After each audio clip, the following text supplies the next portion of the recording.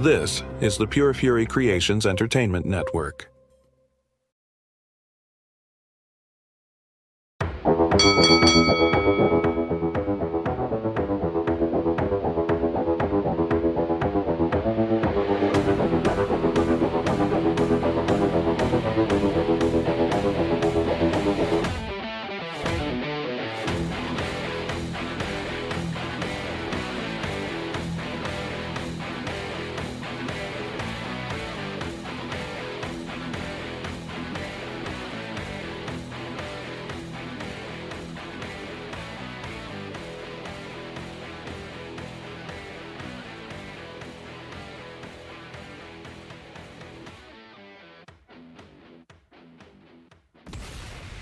And we welcome you to the Fatal 4-Way, live here on ONTV, along with Hollywood Q, Quadell Edwards, and the Stanley of PFC, Brian Bolf. I'm Jason Clouse. And years before, we would see monthly pay-per-views. Before we would see the Monday Night Wars, we were treated to Saturday night's main event. And if you are a wrestling fan of the 1980s, during the golden age, as they call it, then Saturday night's main event was must-see TV. Here tonight, on the eve of its much-anticipated return, we are going to spend our show here this week to look back on the legacy, the history of what has become nothing short of an institution in professional wrestling and world wrestling entertainment more specifically. Q, let's start with you. I say Saturday night's main event. What's the first thing that comes to your mind? Hulk Hogan. I mean, it was here's my thing about Saturday night main event. It was a special because we didn't have those weekly television shows that we have now. So, and I think about when they rebooted it in 2005 or something like that, and how it was just like another show. Right. It was special back then because that was the only time you got to see Hogan on, regular television without, getting the pay-per-views and stuff. So this was special. It set up so many iconic moments throughout time. For WrestleManias, Royal Rumbles, no matter what the show was, we only had the big four. Right. But Saturday night main event was pivotal, and I believe it made those pay-per-views even bigger. Eventually they would. When you look at the history of Saturday night's main event, Brian, this thing debuted in May of 1985. 2 months removed from the first WrestleMania and some 7 months before the WWF would debut on pay-per-view. For you, what did Saturday night's main event mean as a fan? Because when this show come out, we were the target demo here. Yeah, it's the building blocks of my wrestling fandom, 100%. I remember sitting in front of, I'm pretty sure they were probably 19-inch box tube TVs at the time. Like the 27-inch TV didn't come for a while yet after that. So just sitting there on the floor, like a bowl of popcorn and a blanket around me, and it was like amazed. And much like what you were saying, Q, this was the only time, not only did we get to see Hulk Hogan on television that was not Memorial Weekend, because that was the only Saturday morning that he would appear on was during the Memorial Weekend episodes of the syndicated show. But this was the only time we saw a big name versus a big name. And when you talk about this era in professional wrestling, it's difficult for younger fans who follow the product here now to really grasp what this was. You got to put into context the time that we're talking about. This was, like I said, just a couple of months after WrestleMania 1. There was no pay-per-view on the calendar. Now, people will argue with me, WrestleMania was a pay-per-view. No, WrestleMania was closed circuit. You had to go to an arena or a theater, buy a ticket there, and then you sat and watched it on the screen like that. This happened all prior to pay-per-view. Now, as we would move on and the Big Four became what they would become, Saturday night's main event would become a staple. Like, this was the time as a fan that back in the day that we had TV guides. And every single week, Brian, it seemed like we would have it in the mail, or you bought it at the grocery store. You go to Saturday night at 11:30. Is this the week that Saturday Night Live is going to be preempted?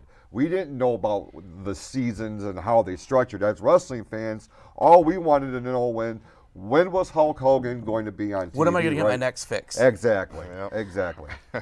Yeah. And what people, like, I mean, obviously our age, we understand, but a lot of these young fans now don't understand is there was no on-demand, there was no streaming. Right. If you missed this, your friends were talking about it Monday at school, and you were like, wait, what? I missed it? Right. Or did you see this match? And you're like, no, I didn't. And honestly, I'm pretty sure Saturday Night Main Event would have been the first time that I would have been asking my mom, can I stay up past my bedtime? Right. Because I would have been 6 when the first ones came out, right around then, and I had no reason to stay up late other than the wrestling. It's as we sit here and kind of share our nostalgic experiences with this show, I think of my mom. If she could not wake us up, she would put the VHS tape in there and record them on the VHS player, right? And then we would wake up on Sunday morning. That's the first thing that we did. And I do remember one particular night that stands out to this day. It was Hogan and Hercules in the main event for the WWF Championship. Something happened with the VHS tape. It would not record. So my mom physically picked us up and says, if you want to see him wrestle, you have to wake up. And I did. And like that episode, you go back on Peacock and watch it. I still remember that night. Do you have one particular episode, Q, that stands out as this was the epitome of what this show meant to me as a fan? Well, for me, I'm a little bit younger than you guys. Calm down. Anybody don't know. Not that much, but I'm a little bit younger. I actually started watching in 1990. That was my first Oh, Lord. Okay. show. I did go back, and I'm a historian, so I will go back and watch all the old shows. I go down to the video store and get all my little videotapes that they had out, the Coliseum, videos. Yep. I will go back and I will watch all of those. A specific one that really comes to mind, I can't really think of a specific one. I remember The Undertaker being, because I was a big Undertaker mark, even from the beginning, like the beginning of, when he first debuted in Survivor Series. But his first appearance on Saturday Night Main Event, and I just remember just seeing him in awe, like, this is not normal. Like, and just sitting there, and I had my bedtime too, and I was the youngest out of my siblings, and I was 12 years younger than my brother, 6 years younger than my sister, so I'm like the only kid just sitting there trying to cheat the bedtime system here. And I'm sitting there watching, and my mom would always just like start yelling at me, and I'm just kind of like trying to hide in the corner and still try to, because she never turned the TV off. She would leave it on, so I'm just sitting there So like. you just had to make sure it was on the right channel. Exactly, Nice yeah. move. As long as she don't change that channel. I remember doing that move a few times. If she stay busy, and she don't, try to go turn that dial, because, back in the day you had to go up to the TV, you got to switch all that stuff, you got to make sure the rabbit ears is in the right spot. Those moments right there, There might have been a few moments where I might have made extra dirty dishes, so she spent more time washing dishes. Oh, absolutely. So the TV would be on longer than what I want. Or sometime I'll throw, a shirt, a couple of clothes, dirty clothes over there on the couch, and, she got to go over there and try to rearrange all that stuff. And you do little tricky things, and it's crazy because, like, my kids now don't even know what cable is. Wow. And here we are talking about, the tube TVs, the 19-inch TVs that were big, to us. It's like little monitors to them. It's like little tablets now. It's insane how the time has changed, but we still hold on to those memories, because this is what this Saturday night's main event announcement was to us. It's just reminiscent about, the things that we've done back in the past just to watch some TV. Absolutely. And when you look at the history of Saturday night's main event, it gets broken up into 3 sections. There was the original run on NBC from 85 to 91. And then Fox picked it up in 1992 for 2 episodes that we talked about it off air, and we can't get nearly as colorful about it language-wise as we did when we weren't on the air. But let's just say that Fox dropped the ball. Okay, we're just going to leave it at that. They had an established landmark show virtually handed to them. And the main event was an all-star match in 1992. You had a tag match with Hulk Hogan and Sid Justice against Ric Flair and The Undertaker. On paper, should have been a pay-per-view main event. And it wasn't a bad match. It's just Fox didn't know what they were doing at that time, which is funny to say because they just got done with a 5-year run of being the network home of SmackDown. Well, that's then, and here we are now. The main event would return in 2006 to NBC, but it just didn't have that nostalgic feel. It was a big show, and they used it as a vehicle to promote WrestleMania 22 on that particular episode, and it was held at the Cobo Hall in Detroit, which was cool. But again, they missed the boat on picking up what made the show so special. Now, before we continue this, we want to take a sidebar here, because during the initial run on NBC, they would do main event network Friday night specials in prime time. Now, in 1988, this would be their first endeavor on network television in prime time in 50 years. What match would they bring? The much anticipated rematch from WrestleMania 3 between Hulk Hogan and Andre the Giant. That match, to this day, all these years later, is the most watched professional wrestling match in American television history. This thing garnered ratings that any show nowadays would do anything for. I'm trying to keep it PG here. 10 times. 10 times the ratings. But like people don't, it's hard for them to grasp because you also have to take into consideration in 1988, we didn't have the cable television outlets that we do now. Streaming was nowhere near a thing. The internet wasn't even up and running for the world yet. Like, this was a huge deal, and it was a pro wrestling match that garnered these kind of numbers. Brian, what did that say about the stranglehold that professional wrestling had on pop culture in 1988? I mean, everything. Like you said, it's the most watched like wrestling match ever. It's the most watched show in that time frame, even. And that you're talking about a time frame that held Saturday Night Live, which was insanely popular through the 80s. Right. So to know that a wrestling show actually beat out the ratings of that, even, it's crazy. But I mean, I look back in my head and I'm like, that was like our perfect time. But if you look back at those crowds, like you had your guys, men all the way through 30s and 40s. Like, that's what you did. You watched wrestling and you talked about what happened. Right. They had 4 Friday night shows, of course, Hogan and Andre in 88. The Mega Powers and the Twin Towers in 1989, this would set up the explosion of the Mega Powers and would lead to the main event of WrestleMania 5. 1990, we got a one-on-one match with Hulk Hogan and Randy Savage. The interesting part about this match, and Brian, I think you may remember this, Mike Tyson was supposed to be the guest referee for this. This was held in Detroit at Joe Louis Arena. About 2 weeks before this match happens, the unthinkable happens. Mike Tyson is knocked out and loses the World Heavyweight Championship to James Buster Douglas, who would in fact fulfill Mike Tyson's obligations and was the referee of this match. And then in 91, we got Hogan and boop, boop, Tugboat against Earthquake and Bravo. You start with Hogan and Andre. You finish with Tugboat. That's a sign of the times, right, Q? Yeah, what's up, Tugboat, man? Oh, my goodness.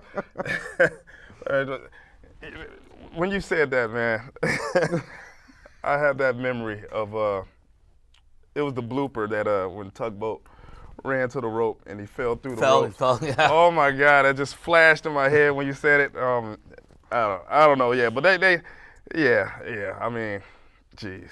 What was the question? It was just a sign of the times of the business. Yeah. When you're putting Hogan and Andre on there for the world's largest, audience to watch a TV show or a TV wrestling match, and then we get, Hogan and Tugboat, right? And it's Earthquake and Dino Bravo. Yeah, it's a big drop off. It's crazy because Earthquake was about 35 around that time. He was a young guy that looked old, but yeah, that was a big drop off. I mean, but we're looking at. When you look at Andre and Hogan in that rematch, we're talking about like Super Bowl numbers, man. Yeah.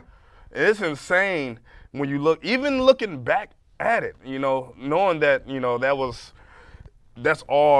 was all about the cable and all of that stuff back then. But just looking back at it still, to garner that type of number, and when they got to Fox, it went down to like 6.2 or something like that, and it's insane. Yeah, I don't think we said it, but it was 11.6 million. 11.6, yeah. 11.6 million.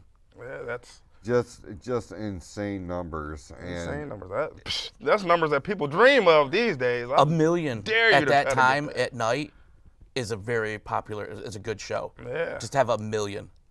And you're talking about Friday night prime time. Most people are out on dates, or they're at restaurants, they're at the movies, they're at the ball Losers. They're stay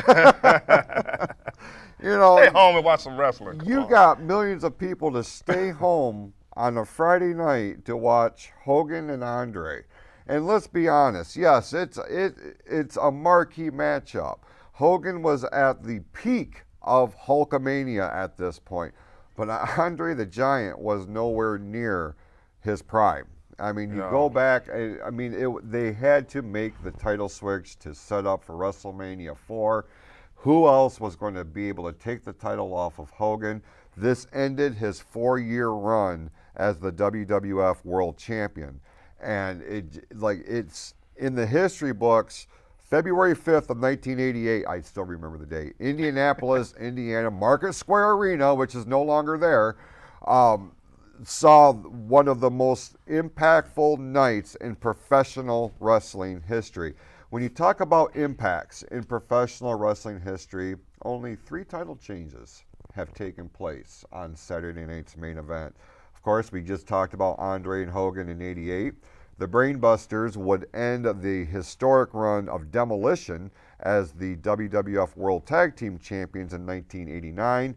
And then Shawn Michaels would win the Intercontinental Championship from the British Bulldog in one of those Fox episodes in 1992. So what I want to do right now, because I feel like this is going to garner another big chunk of conversation, and we don't want to take away from what's happening tomorrow night on NBC. So what we want to do right now, let's switch the transition over to Mount Rushmore, Brian, and we'll go ahead and talk about our Mount Rushmores. We do not have individual graphics this week because of the nature of the conversation, and conspicuous by his absence is Sean Krugel, but he did send in his Mount Rushmore, and I will be running those down when it's time. But Brian, let's kick it off with you and the Mount Rushmore for this week. Yep, so we're doing our favorite Saturday night main event moments. Kind of why we didn't have graphics, basically because it wasn't specific matches. I went very broad with mine. I didn't get too specific because honestly for me, it's more just the overall feeling and memories and nostalgia of Saturday night main event that really takes me back. My number one is Mean Gene's backstage interviews and promos. Like we were talking before the show, those segments and them cutting the promos, I mean, that's what we were doing the following week on the schoolyard playground at recess. We're just sitting there pointing fingers in each other's faces, talking about how we're going to take each other down, stuff like that. And like I said, we talked earlier this week, Mean Gene was like the original for me, and I don't think anybody's come close to doing it better than he did. With the interviews, the backstage stuff, there's never been anybody like it. It blows my mind. It's like, there's your original guy, and nobody can ever fit into that mold again. It's almost like they quit trying. Yeah. I think they did quit trying. Yeah. They don't even barely name the guys. Yeah. My number 2 was the Battle Royal in Joe Louis Arena. Like I said, it was nostalgic for me. It took place in Michigan. It was filmed the day before my birthday. It aired after that. That's the one where Hercules ended up winning it. I went back and watched that one again just yesterday while we were at work, I think it was. Yeah, me too. Did you? Yeah, I did. It was, Oh, that's cute. Did you guys all cuddle up next to each other? yeah, we did. I pulled my stool over. Yeah. We shared some vending machine snacks. That's funny. Yeah. My number 3, Mr. Perfect destroying the title belt, Hogan's title belt after the Genius beat Hogan by countout. I was so pissed. The I was so angry. Sorry, Joe. I was so angry about I don't. That might have been the most astonishing moment for me in my childhood. To be like, Hogan did lost, what? and he lost to the Genius, and then like how just to be so watching them take that hammer to the belt and smash it up, and just being like, how dare you? For real. Yeah. My number 4, I wanted to put one match on there. I went around a lot, like Savage and Bret Hart was a really good one. I almost did the Demolition versus the Brainbusters. That's a great one. I end up settling on 2 of my favorite in-ring workers, Ravishing Rick Rude versus Jake the Snake. It was Saturday Night Main Event 17, took place in '88. It was classic Ravishing Rick Rude, where he was trying to seduce Jake the Snake's wife. Like I said, there was so many moments. Like I said, Jesse Body outing Pat Patterson at one moment. Yeah. A kid being held up in the air on camera, like on a parent's shoulders, basically.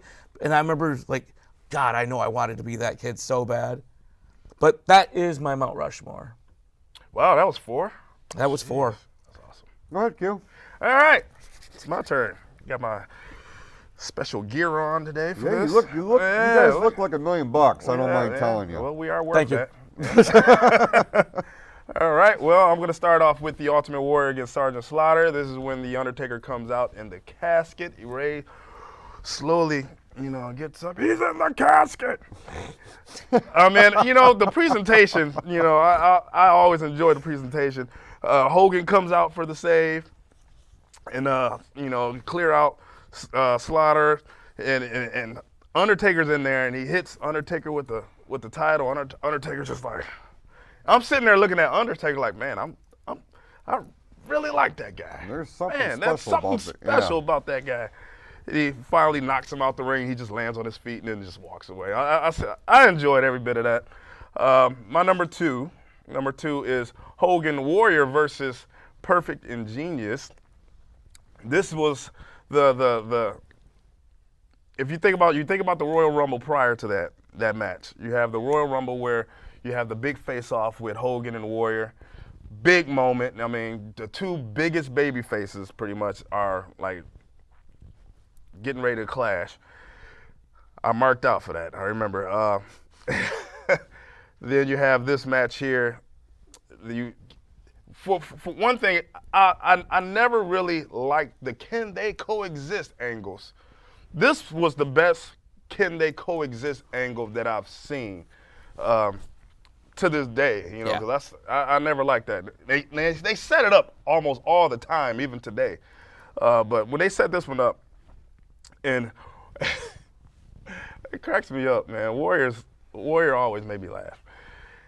He goes all wild, and he clothesline Hogan. Hogan sells it like death, and I just loved it. I remember that. he helps Hogan up, and he's slapping his face. Yeah. Slapping his face like he's dead, wake up, brother. Hogan gets up and he shoves him, and you got this big face-to-face. That was an awesome moment. I loved every bit of that, And then when we talk about in-ring, my number 3, Savage and Bret Hart. These are two of my favorite in-ring performers here. And, I mean, they showed out. You had the moments where, Bret Hart takes the boot off of Savage, and he's like stumping on the ankle and everything. Repeatedly hitting him with the megaphone. Yeah, and Bret Hart selling the shoulder and everything. One thing about Bret Hart is he's one of my favorite sellers because he's a more realistic seller. You got the Dolph Zigglers who like to flip around and Mr. Perfect flipped around and everything, but Bret Hart is a realistic seller. Like he sells things like we probably would if we get punched in the face or our shoulder feels like it's disconnected. Right. He's selling it real, especially when he took those sternum first turnbuckles. Oh my! Knocked the wind out of me watching. Yeah. Jeez, but those two and the finish was awesome. Yeah. The finish was awesome. I'm not a big fan of roll-ups and all the small packages they do today, but that was done well. When it makes sense. Yeah, that was done great. well. And my number 4, just like Brian said, St. Louis Arena, Detroit, Michigan, a 30-man battle royal. And it's crazy because Hogan got eliminated early, Andre got eliminated early, but just the fact with them being in there, and it felt like a big moment when Andre threw out Hogan. Yeah. It felt like a big moment when they all ganged up and eliminated Andre, which made sense, the way they did it, and Hercules winning.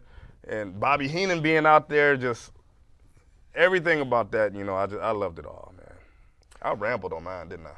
No, I think we're just really. Yeah, we got really excited. We got this. excited. Yeah, this could be a 2-hour broadcast. It could be a 2-hour broadcast. I think you guys will watch it, right? Part of me, I was like, when you were talking about Warrior and Hogan, I wanted to be like, man, do you remember all the debates you would have about who was better? Because you had your hero Hogan that's been there forever, and then you had these people who are like, no man, the Warrior, no one can stop the Warrior. Right. Yeah. And it's like, who? What? Shut up. I was actually Team Warrior. Oh, I was a team. Jesus. Now. Okay, let me clarify this. Let me clarify. No. Put the camera on me now. You lost your opportunity to speak. Back then, Can we mute I was his a Warrior guy. microphone? I was a Warrior guy. Now I look back and I'm like, man, Warrior was not that good in the ring. He was not good at all in the ring, and he was just a wild man. Are you But done? back then, I was definitely a Warrior guy. I was a Warrior guy. Not that I did not like Hogan. I was kind of like, I don't want to hear your excuses. I was on the fence. But I was, I wanted to wear the face paint a couple times in my life, back then. I don't think it was stuck. Yeah, probably not now. No. I'm going to have to reevaluate our friendship. Oh, and I want to add one more thing to this. For the me Wikipedia tell page, you. we're going to put Quadell Edwards, Warrior supporter. Yeah. Warrior supporter. Let me tell you this though. This is for you, Mr. Clouse. One of my favorite moments of that 30-man battle royal. Who was the first person to get eliminated? The Honky Tonk Man. Yeah. Yeah, I am not a fan of the Honky Tonk Man. Are you really trying to push his buttons? It's fun. He has a guitar. Jason likes him. All right, I'm done. Be glad we are not on Elias the live 1.0. stream. He already took the glasses off. All right, let's run down Sean's real quick. He has some really good ones here. Of course, in '85 they had the All-Star match: Hulk Hogan and Andre the Giant versus Big John Studd and King Kong Bundy. Big match. I mean, Literally. your two biggest heels, managed by Bobby the Brain Heenan, against your two biggest baby faces at the time. This did not surprise me that this popped up on his list. The six-man tag that stemmed from the debacle of the the wedding of the century with Uncle Elmer and Hillbilly Jim, Uncle Elmer, and Cousin Luke against Rowdy Roddy Piper, Cowboy Bob Orton, who appeared versus Hulk Hogan in the debut of Saturday Night's Main Event, and one Jesse the Body Ventura, who is making his return to WWE tomorrow night. That's awesome. He also has on here, and this is actually on my list, Hulk Hogan versus Mr. Wonderful Paul Orndorff in the cage match from January of '87, where both of them hit the floor at the same time. It was unprecedented. It was very controversial. They restarted the match, so of course Hogan would retain the title. And then the Mega Powers against the Twin Towers, Akeem and the Big Boss Man. What stands out to me, not aside from Akeem falling out of the ring, that bump that Miss Elizabeth took when Savage got shot out of the ring, and bro, I thought they killed her. I mean, this 105-pound woman just gets rolled over by the Macho Man, and tough. as a young fan, that was scary. She's tough. Yeah, she's a tough one. All right. Here's my Mount Rushmore real quick. Hogan, Orndorff in the cage. The Battle Royal in Detroit. What stands out, in addition to what you guys had put out, Andre the Giant legitimately busting open Leaping Lenny Powerful with that headbutt. Man, just kaboom! And then chucked him out of the ring. And they had a couple shots of him on the floor, and there was just puddles of blood. And his head was legitimately split open. Speaking of heads bouncing off, that brings me to my next one. Jake the Snake Roberts. The DDT on Ricky the Dragon Steamboat sounded like a shotgun going off because they did not have those mats around the ring on this night for whatever reason.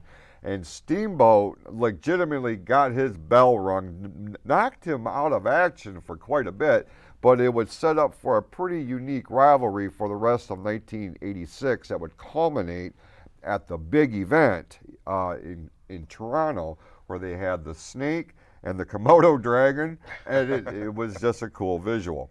And then Macho Man Randy Savage versus Jake the Snake Roberts, not the 1992 one. This was back in '86 for the Intercontinental Championship, and it was the first time I could remember on television watching heel versus heel. And it wound up being a great match. I have a couple of honorable mentions. Macho Man and Bret Hart, like you had said. Hogan against the Magnificent Morocco, which would set up for WrestleMania 2 when King Kong Bundy would come in and break Hogan's ribs. The debut of Zeus in 1989. Ricky the Dragon Steamboat against Mr. Fuji in a Kung Fu fight. I also remember Oktoberfest. Do you remember Oktoberfest when all of them wound up having the big food fight? Well, this was actually filmed in Frankenmuth at the Bavarian Inn, which I did not know until after the fact. Wow. Yeah. Because WWF Magazine did an article about it a couple of months after it aired, and and they had filmed that in Frankenmuth, Michigan. Wow, you just brought back even more memories now. The WWF Magazine? Yeah. Going to the grocery store and just reading it on the shelves because I wasn't getting a subscription. Just sit there picking it up and like mom shopping, and you're just sitting there reading all the magazines. Right. Yeah, that was, man, what a time. What a time this whole thing was. Nowadays sucks. The telephone lines are open at 810-640-5591 if you have your favorite memories or nostalgic for the Saturday Night's Main Event. Be a part of the conversation. You can also join in with the live chat on the ONTV Facebook page.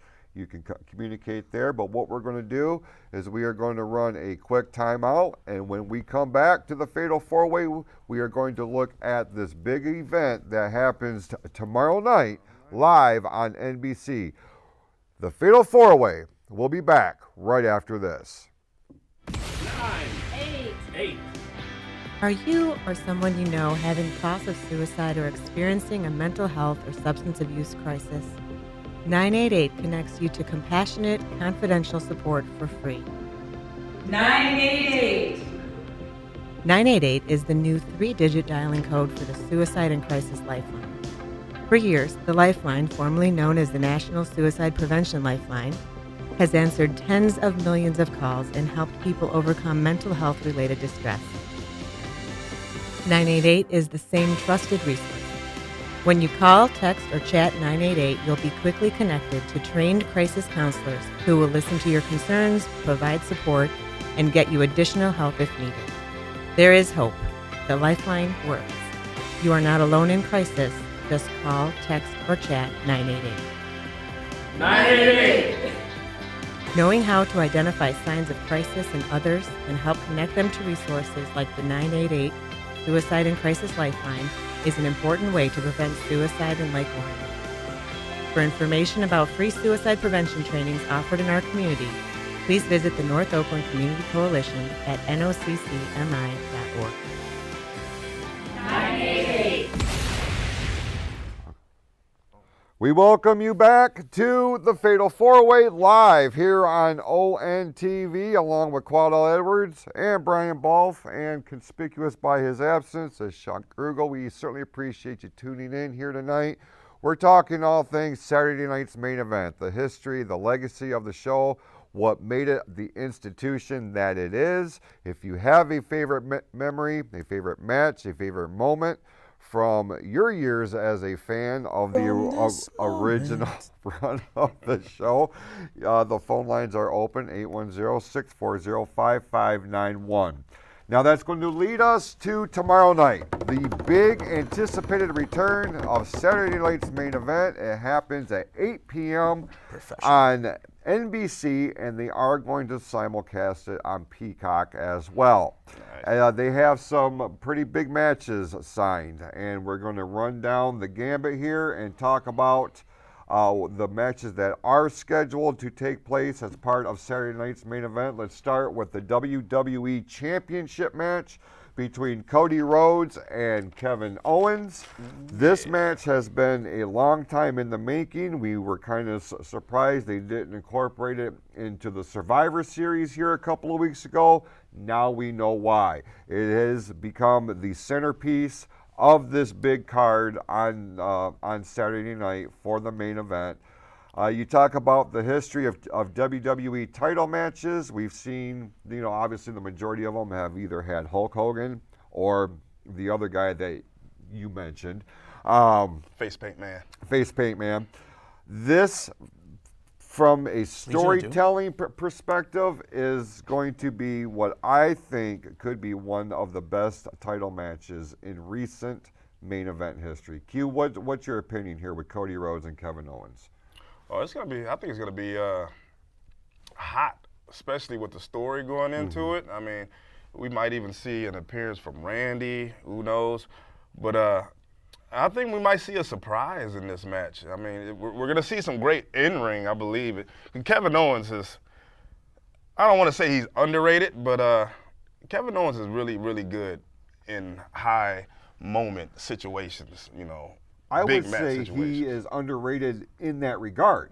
Yeah. They put him in some undesirable situations. I can think of a Royal Rumble a couple of years back where Roman Reigns was at the start of his head of the table thing, and they needed a viable opponent that he could work with, that he could go over on without hurting anybody. And Kevin Owens, to me, this is what solidified him as a bona fide main event star, because he was able to hang with Roman Reigns. Now, it seems like, with something like this, nationwide network television in prime time, you're putting your golden child on there, the WWE champion. You got to have that guy that's going to work well with them. And like Q was saying here, Brian, the storytelling leading up to this match is really what has made this, even if, and I've made no bones about the fact, I'm not a Cody Rhodes fan.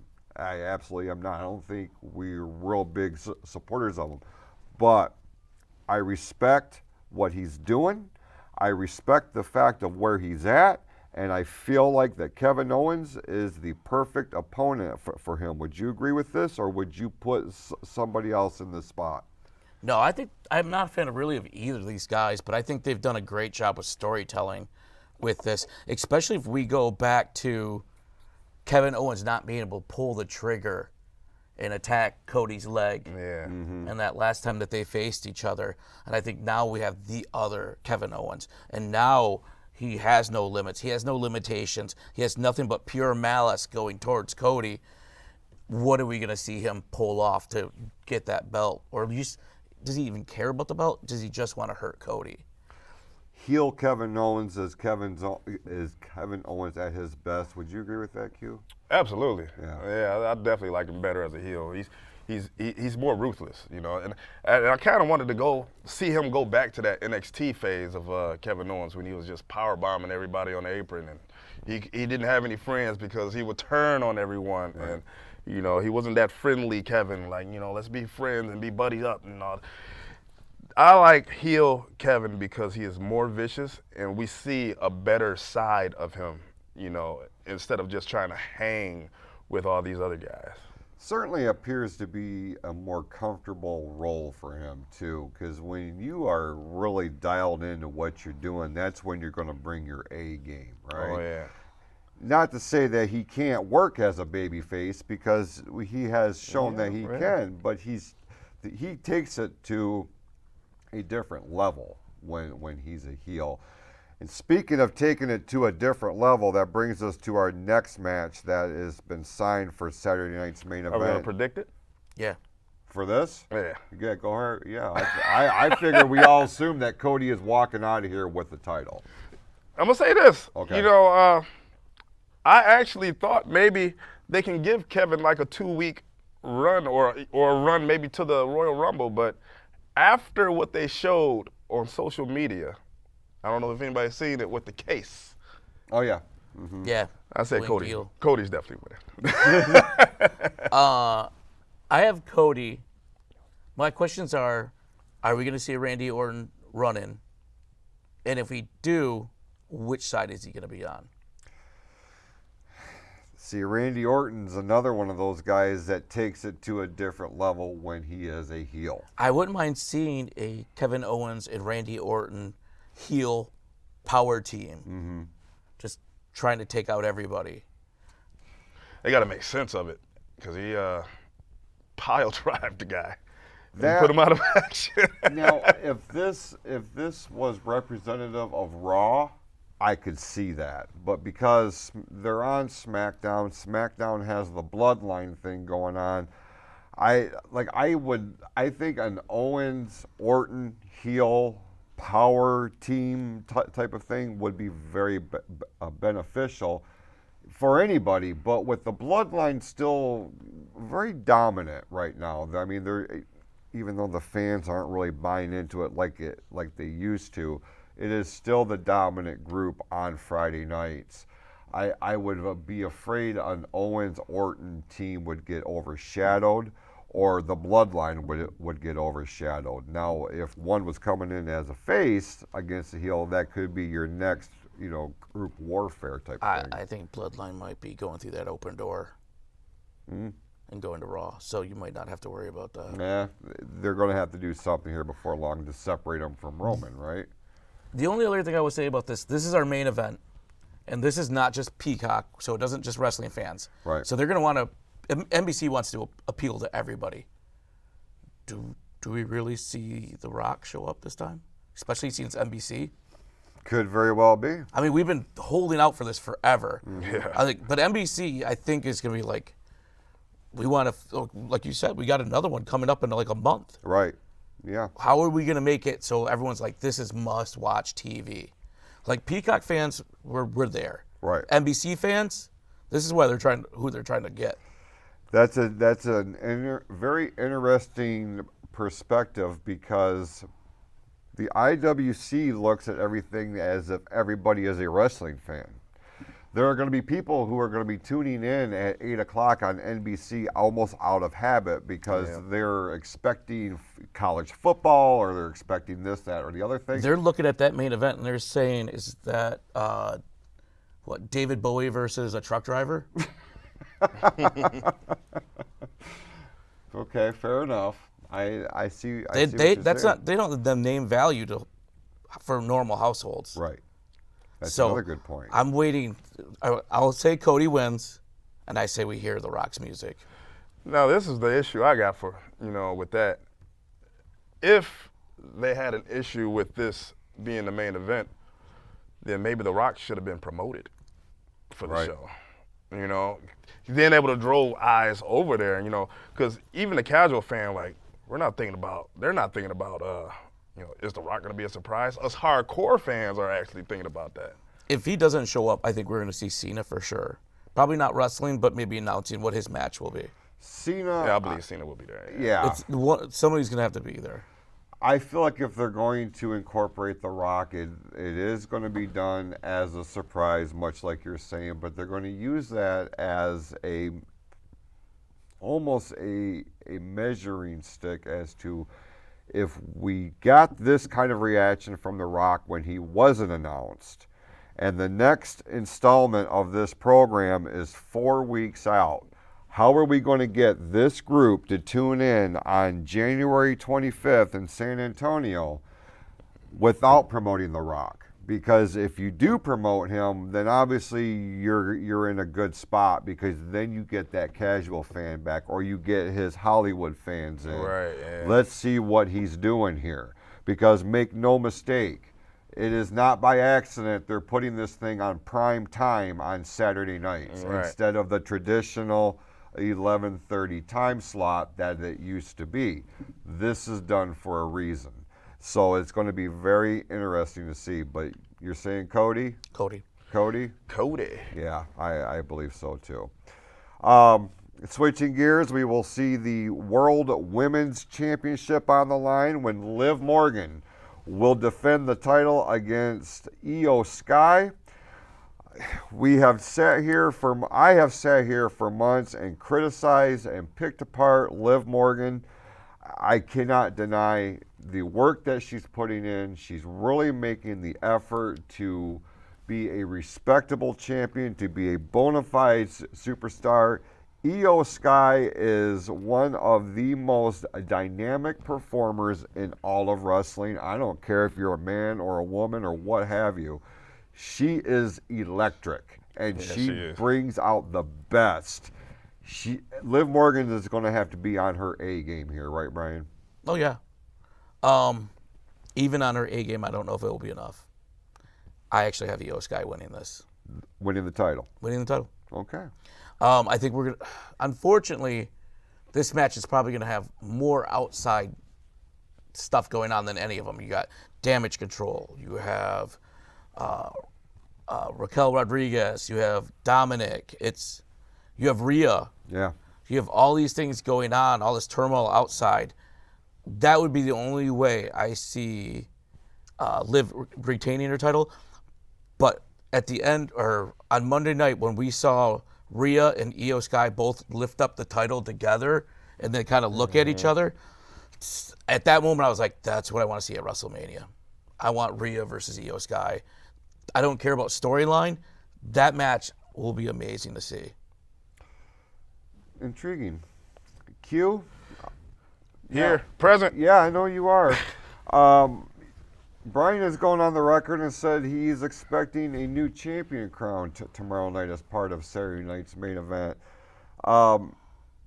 If Liv Morgan was to retain the title here with some sort of victory over Io Sky, or just even if she loses on a DQ or count out or what have you, a walking out of Saturday night's main event as the champion, does that boost? Does it matter how it happens for her to boost her stock as the champion here? No. And the reason is because I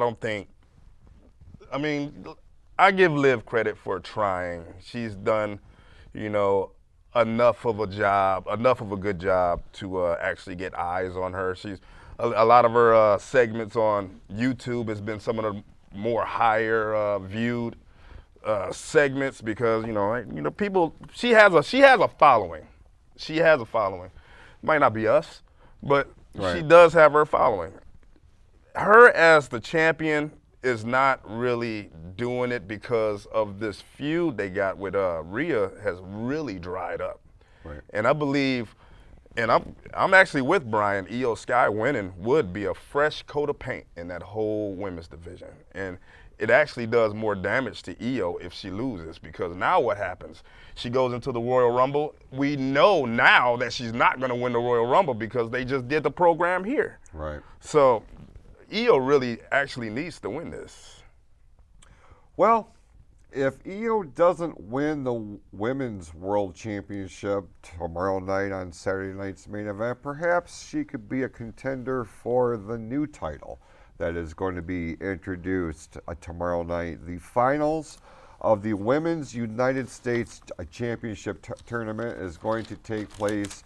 One way or another, we're going to see history made tomorrow night on Saturday night's main event.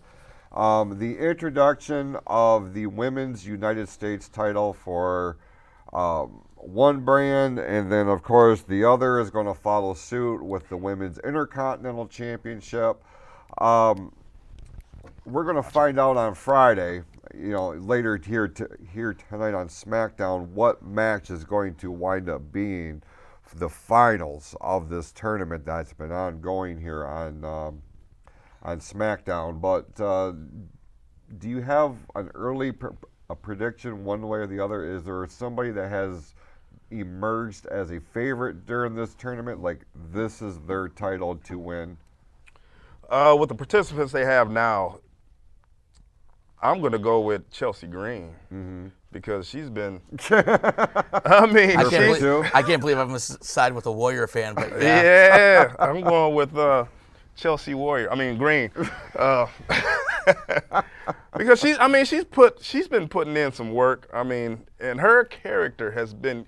It's over. The crowd is really taken to her. Like if you've seen the qualifier match that she had last week, the crowd was on her side over Naomi and whoever the other one was.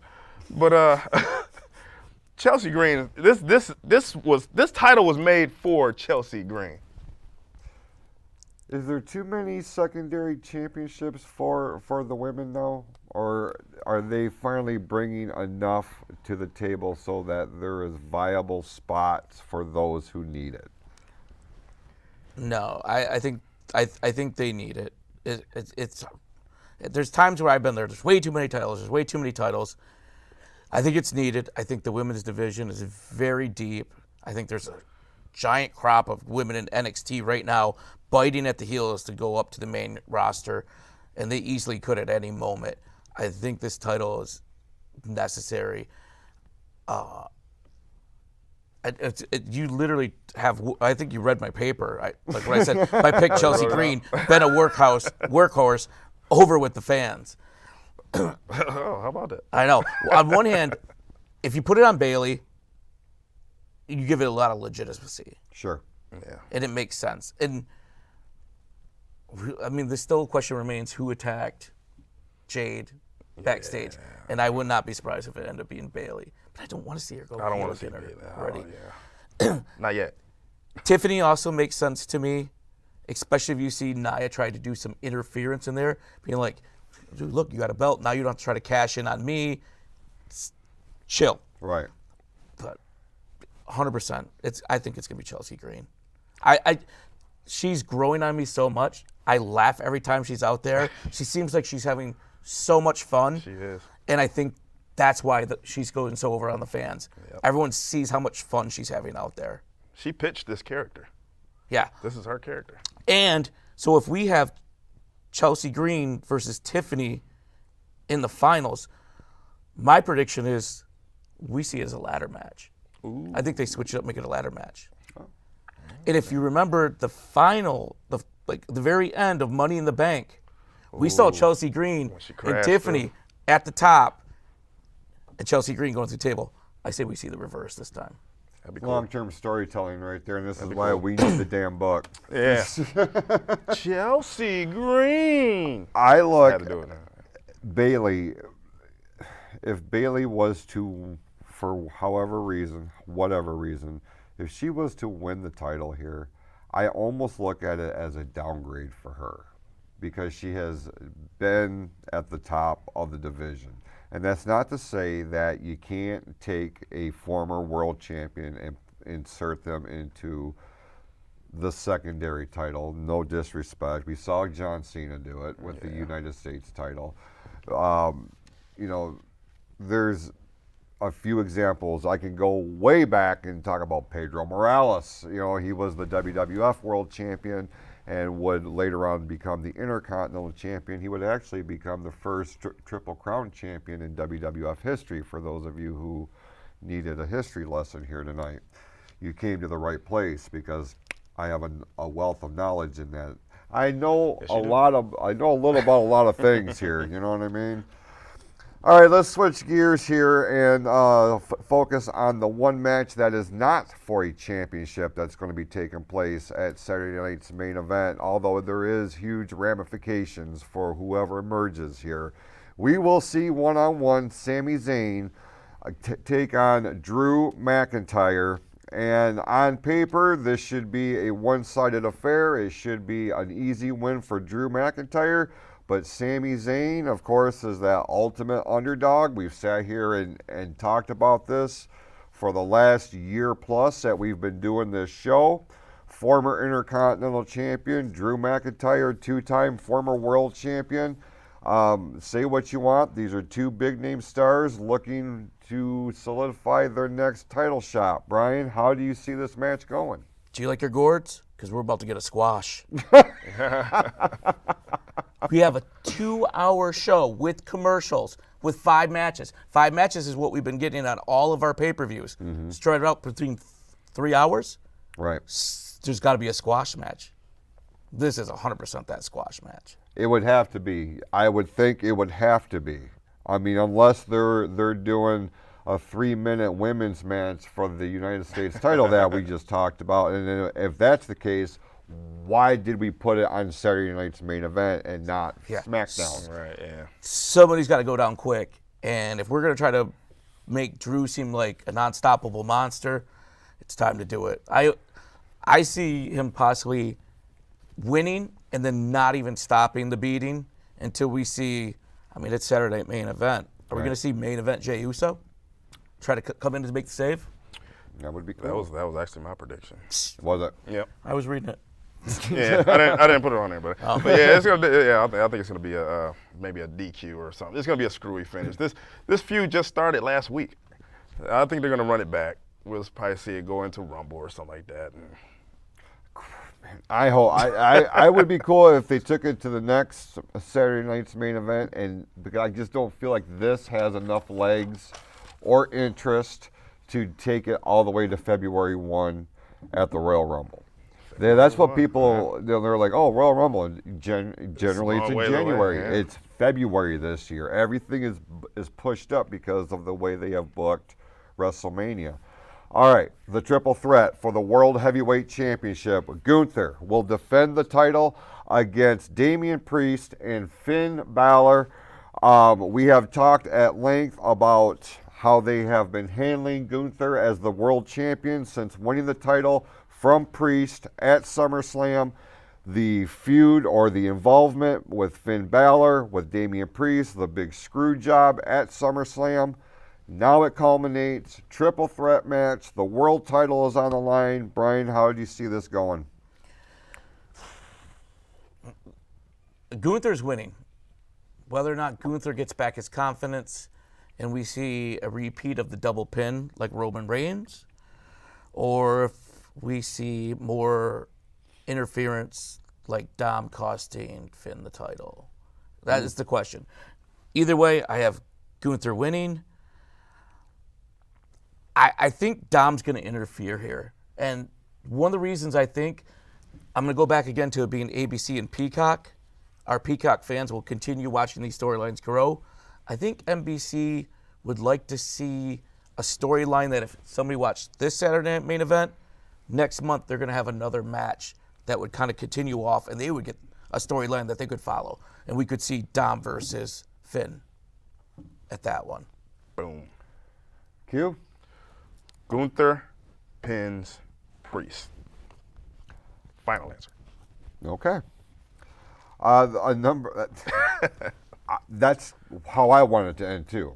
I want a definitive victory for Gunther to get back on strong footing with his reign as the world heavyweight champion. A number of legends have been confirmed, and some that are being rumored to be a part of Saturday night's main event, some of which haven't been on WWE television in 15 or 20 years. Well, let's run down these names real quick. Jimmy the Mouth of South Hart, Cool. Tito Santana, Greg the Hammer Valentine, Coco Beware, and there is rumor that Hulk Hogan is going to be in the house at the Definitely Nassau Coliseum. Not a fan. What we do know is that Jesse the Body Ventura is coming back to commentate with Michael Cole, and this is the main event as far as I'm concerned. Yeah. Hearing that man's voice do color commentary with the voice of WWE here today, this is what is going to set this show apart from every other installment that they've tried to do with these reboots and Fox and back to NBC. Jesse Ventura's involvement is crucial in this. This is what I'm looking forward to. Absolutely, and this is needed. This is what really brings the nostalgia back. You know, this is going to be, I believe, the better reboot to an old school type, you know, feel, because you need that voice, Right. And that really helps. You got the presentation down, you get the voice, you got the whole package. We just need Warrior to show up. What is wrong with you? You got a shovel, Undertaker? Undertaker does. Triple As H- soon as you Triple said H it, does too. like a smile came on my face, and I immediately thought,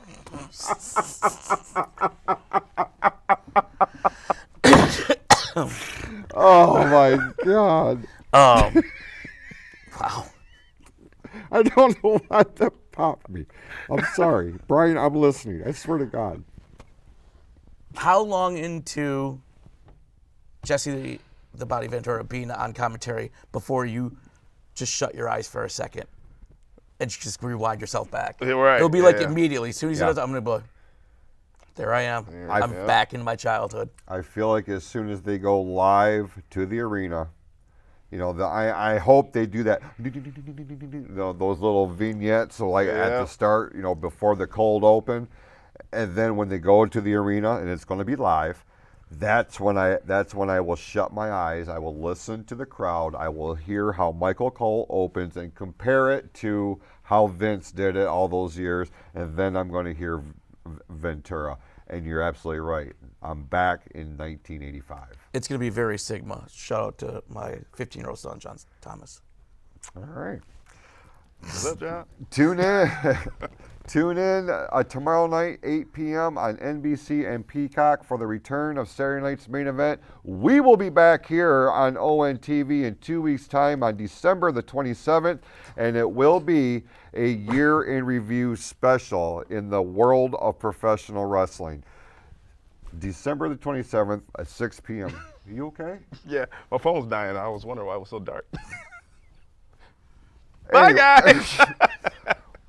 I thought it was a reflection. Before we get off the air, we wanted to thank you for your continued support. Thank you for tuning in. We all here at ONTV and the PFC Entertainment Network wish each and every one of you a very happy holiday season. Merry Christmas, and we'll see you on December the 27th with Fatal 4-Way Live exclusively on Orion Neighborhood Television.